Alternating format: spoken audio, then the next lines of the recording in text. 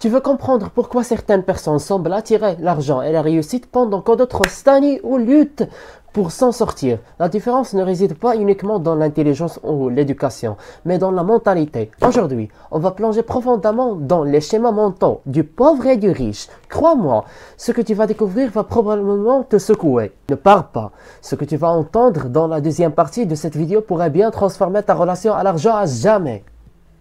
On critique la première croyance, l'argent est sale.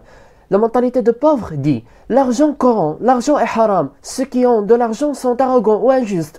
Mais la mentalité de riche, l'argent est un outil neutre. Entre les mains d'un cœur pieux, il devient une baraka. Exemple islamique, le prophète, que la paix et la bénédiction soient sur lui, a fait des affaires. Khadija radiallahu anha était une grande commerçante. L'islam n'a jamais diabolisé l'abondance honnête. Mais ce n'est que le début. La deuxième croyance est probablement celle qui t'empêche d'investir dans ta propre vie. On dénonce la croyance numéro 2. Gagner juste ce qu'il faut, c'est suffisant. La mentalité de pauvre dit, du moment que j'ai un toit et à manger, c'est assez. Mentalité de riche, je veux plus. Pas pour accumuler, mais pour aider, construire et impacter le monde. Chercher l'abondance n'est pas égoïste, c'est vouloir être utile à plus grande échelle. Ce n'est pas fini. La troisième croyance est subtile, mais elle sabote tes efforts sans que tu t'en rendes compte. Et avec la croyance numéro 3, je ne suis pas fait pour l'argent. Mentalité de pauvre annonce, je ne comprends rien à la finance, je suis trop nul, ce n'est pas pour moi. Cependant, la mentalité de riche dit, je peux apprendre, je peux changer mes habitudes, je mérite de m'élever. La richesse commence par une décision intérieure, sortir de l'identité de victime. Attends la suite, car la croyance numéro 4 est probablement la plus toxique de toutes. Numéro 4. Mieux vaut la sécurité que la liberté. La mentalité de pauvre dit, je préfère un petit salaire mais sûr. Cependant, la mentalité de riche dit, je prends des risques calculés, car la liberté financière demande du courage.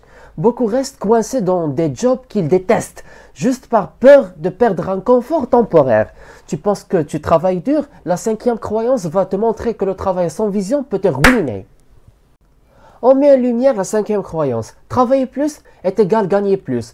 La mentalité de pauvre dit, plus je travaille, plus je mérite d'être payé. Mais la mentalité de riche annonce, je crée de la valeur, je développe des systèmes, je ne vends pas mon temps. L'argent est une conséquence de la valeur perçue, pas juste du temps investi. Et maintenant, le moment le plus important. Comment passer concrètement d'une mentalité à autre? Du point A à point B. Alors, comment transformer sa mentalité? Lis chaque semaine sur la psychologie de l'argent. Entoure-toi de gens ambitieux, positifs et ouverts. Gère ton argent selon des principes clairs comme les zakat, l'épargne halal. Investis dans des projets qui t'élèvent et servent ta communauté.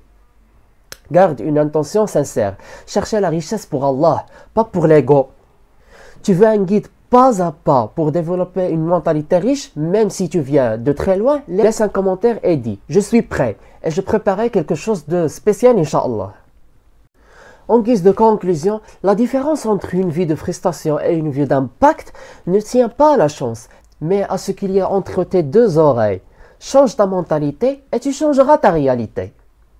Et je m'intéresse à savoir quelque chose. Comment es-tu intéressé à ce contenu sans que tu watches les vidéos précédentes dont on parle de la liberté financière, de la finance islamique et de la psychologie moderne? Watch-les, c'est un héritage cognitif à l'humanité. À très bientôt.